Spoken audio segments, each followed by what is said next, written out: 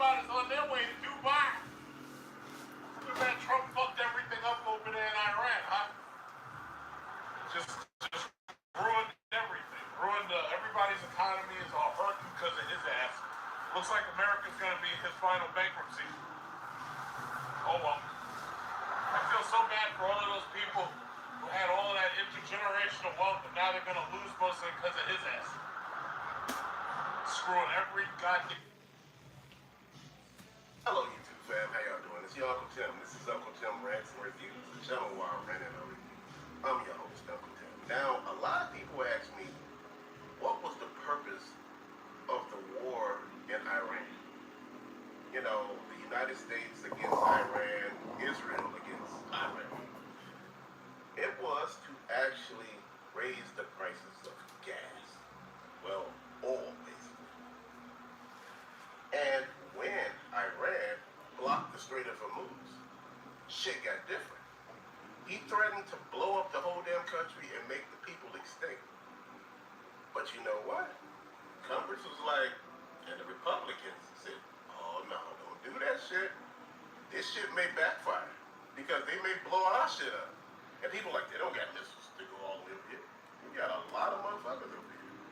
You forget, what is that, the prime minister or whoever it is, the president of Israel? Isn't he like Polish or Ukrainian? His last name is not Netanyahu, Netanyahu. Oh, I apologize. I can't say this man. Benjamin Netanyahu. His last name is not that. It was changed, just like his brother over there in Argentina. See, in Argentina, that's what Trump sent that $60 billion to. Huh? You caught that? They were born in fucking Philadelphia. How the hell they get to Israel? Make it make sense. See, you not catching on to this shit, are you? You didn't see none of this, did you? You didn't see none of that coming. See, the purpose of them messing with that oil was to actually force American citizens, when they see the rising gas prices, to get electric cars. And if they could not afford an electric car, because electric cars are expensive, and a lot of them are not reliable, bro. You know what? Chicago floods too much to have electric fucking cars. Man, it just wouldn't work. You have a big ass Rubik's Cube over there, so it wouldn't work. So my whole point was, if they could not sell you with those electric cars, they were going to do these 15-minute cities. Everything is 15 minutes within that area. Because if you couldn't get an electric car, and the prices of gas is too expensive, you might have to walk. And what it is everything is within that area of 15 minutes. What that is a prison. Think projects, think trailer park. Think whatever you want to think. That's what that is. You are monitored. You are basically in a camp, an encampment. So pay attention to all this. See, the slickness is that we don't pay attention. We too busy paying attention to our president, threatening them. What did the threat do? They still got those people over there paying in Iranian dollars to cross the Strait of Hormuz. What went different? Explain to me. That was never your plan. The plan was the oil. To get that oil to go up so damn high that people start, putting those cars on the side of the road. I talked to you about that. I seen a lot of cars on the side of the road. Remember back in the day, I think it was like 2008, 2009. You remember the gas prices went up exponentially? Gazo. To a height at that time that nobody's seen. Gazo. I think it was like between 2008 and 2010. But the gas went up to damn near $3-4. Doing crunches, man. And people. I need a new helmet. I'm gonna get African leather working to make me a custom. What do you guys think?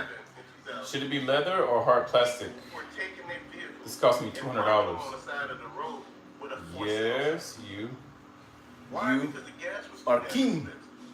If the gas is $4 or $5, we was kings and shit. Did you think any of this? See, this is how this works. This is why I tell you, pay attention. It's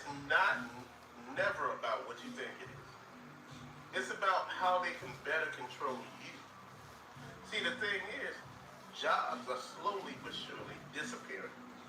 I told you about, they have this one restaurant in New York with robots. I'm talking about actual robots. They got this over there in, I think it's China and Japan, where robots are actually cooking your damn food. Two big-ass robots that look almost human. You know, they don't look human, but they got human shapes and every damn thing. Cooking your damn food. Bro, you sitting here thinking to yourself, what the hell is actually going on? What's going on? This is the plan. The plan has been in effect. This is like, what, phase 2, phase 3? This shit has been in effect for a minute. They just slowly rolling it out. During the pandemic, they did some shit that you never thought could be done. They shut the fucking United States down. And people were okay with it. You gave them unemployment and free rent. They were like, shit, I'm going to stay my ass in the house. I'm not going to do anything. Oh, they changed laws one after another. Hell, it shows them that their plan can work. Then anything, you lost a lot. This is what I want to ask you about Jamie Foxworth. See, the game, why did she? It's just like the pimp game. The game is to be sold, not told. You see, they selling you lip service, bro. They giving you all the shit you want to hear. You know, but shit ain't adding up. It don't make sense. You know, the jobs that, you know, people really used to gravitate to, you know, the young people, you know, restaurant jobs, retail jobs. They're replacing the restaurants with AI and robots. In our area, they want to do like robots, you know, robotic arms, and it's like an assembly line almost. And you be paying with kiosks. Dude, explain to me. How does this shit work? Explain to me who's gonna buy that product. You know, I've been talking about this for a minute. You want to make all the profit you can, but you're eliminating all the damn jobs. Who's gonna buy? You know, you only rich as long as the money you have carry weight. If everybody's poor, nobody gives a shit no more. Look, it's getting to the point now where you thinking they're talking about they want to test out this new driverless bus that can drive people around. Bro, when I tell you they just trying to just fuck us over, that's what it is.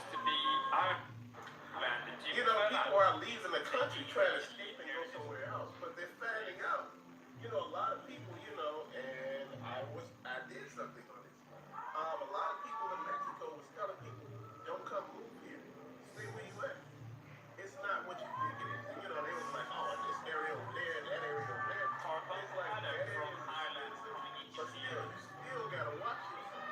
You know, when it comes to, oh, the healthcare is better, this is better, this. Goddamn, that shit is all fucking. They escaped. You have to escape back. I said, see, this is some bullshit. See, you don't know what you're doing.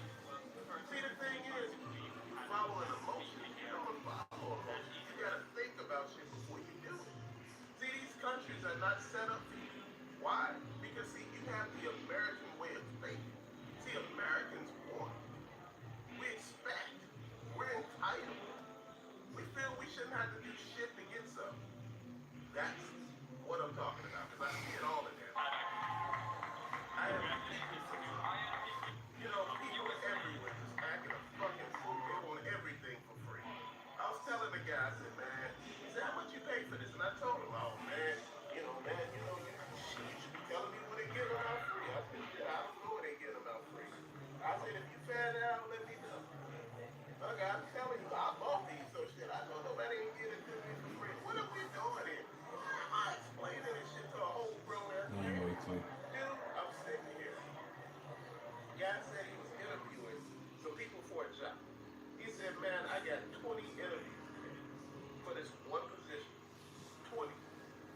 He said, I'm going to take the best candidate out of all 20. So, dude, do you know he went through all 20 fucking interviews? Do you know people showed up in jeans, jogging pants, track suits, you know, those shower caps on their damn head?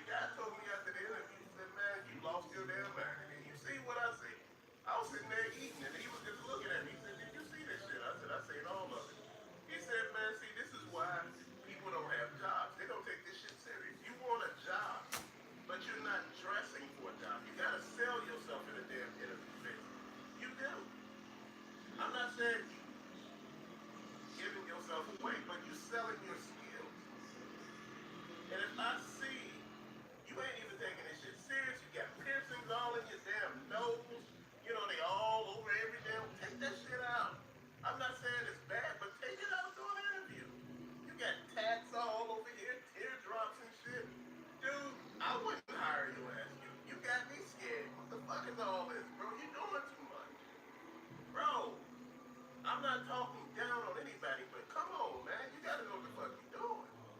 You gotta take shit serious. See, people think this shit is a joke. People think you're just here for shit. People don't understand that for the longest. You know, this country is basically broke.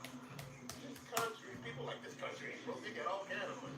Motherfucker, they print money out of thin air. You ain't got shit back.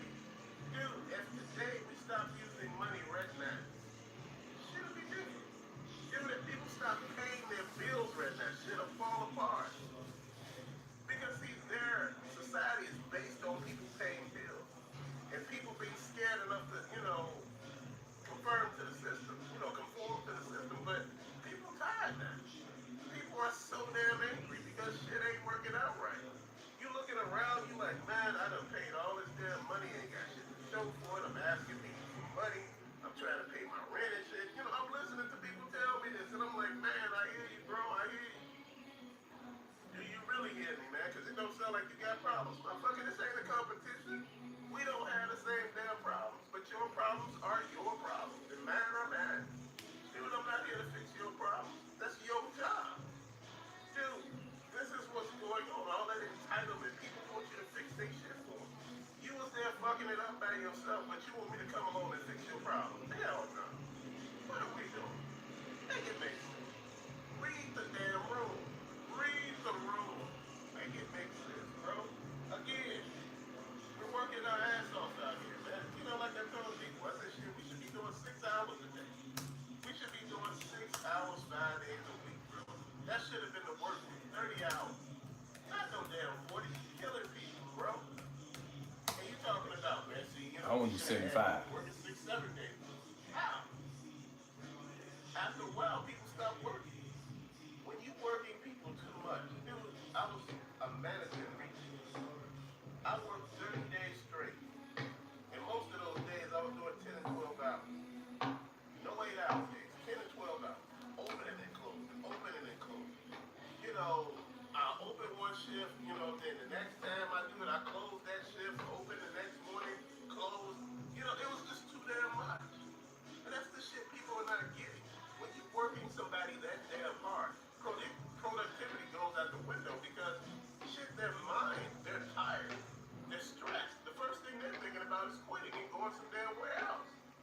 Dude, when you think about a job, when people talk to you about their dream job, I said to myself, that dream job ain't gonna pay you nothing. He was like, why you say that? Because it's a dream job.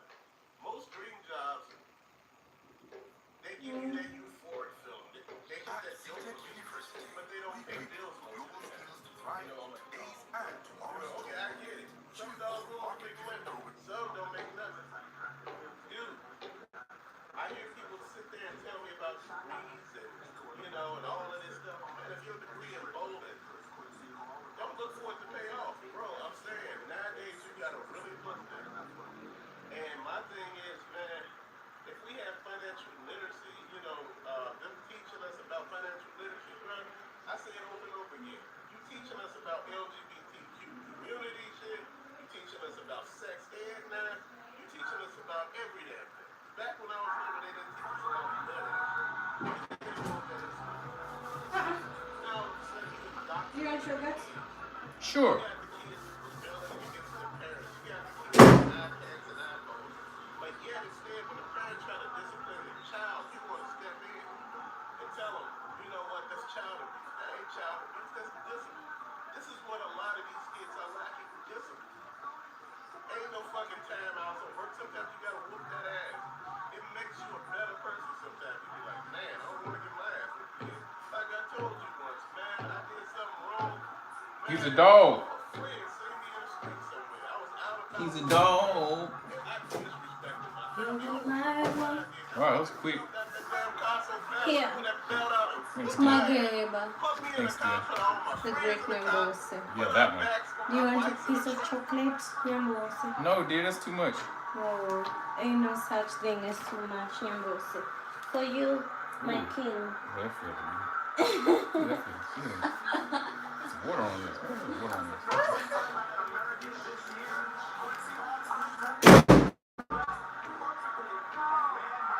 Dog. Quincy how? Yeah. See it again.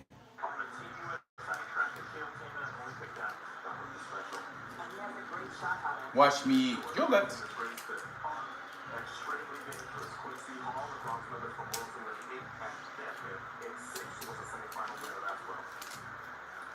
Right there, they make no team. And dead man, not dead.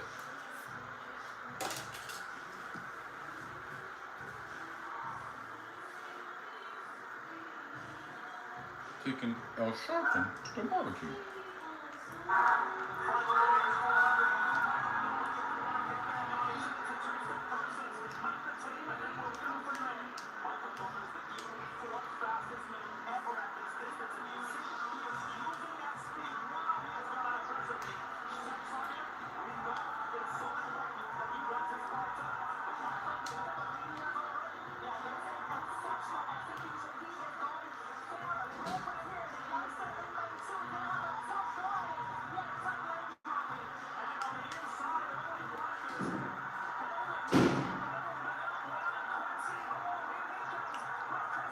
He's a dog.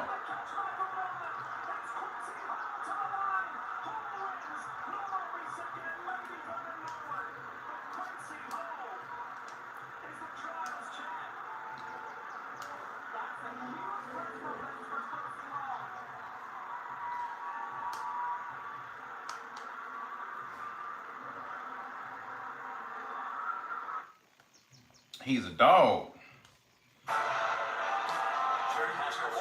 Not just here, but maybe till the 300-meter mark and not lose it at 200 as we sweep. Not just here, but maybe till the 300-meter mark and not lose it at 200 as we sweep across lanes, and the 8 men that will contest this. Matthew Hudson Smith, Great Britain. First one, he's now 31. Bailey couldn't get nothing. The idea that he could make this He had a thing on. history.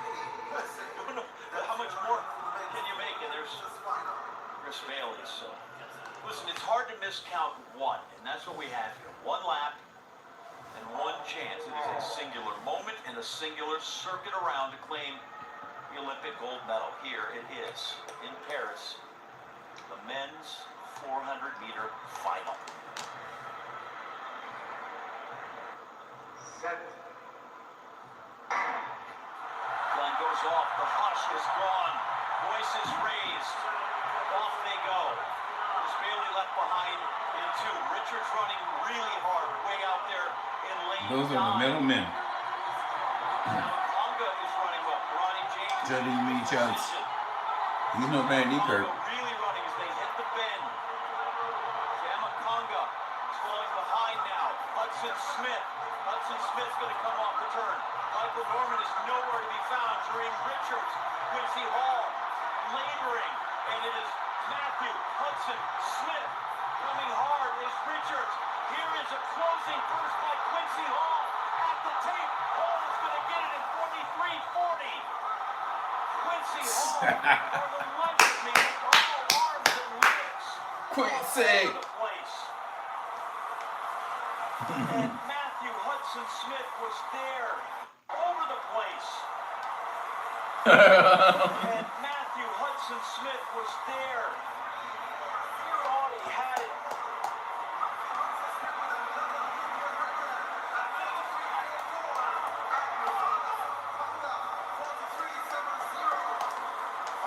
Conga ran so well. Hudson Smith right here. I don't know that he realizes that Hall's coming. See if he realizes there's a glimpse of him. No, through the tape, and I'm not sure till he looked up there. He was race of his life for Richards. Bearing in mind, that is a half-second PB. both men come in second all-time in Olympic performances under a time that was run by the great Michael Johnson. He goes fourth on the all-time list behind Van Nieker, Johnson and Reynolds. He rings the bell on his arrival at the top of the world. I think there are similarities to this from this silver medal. Zambia's finest to celebrate. I think there's parallels between Hudson Smith's silver and the silver of Josh Kerr. Dog. Lifetime best.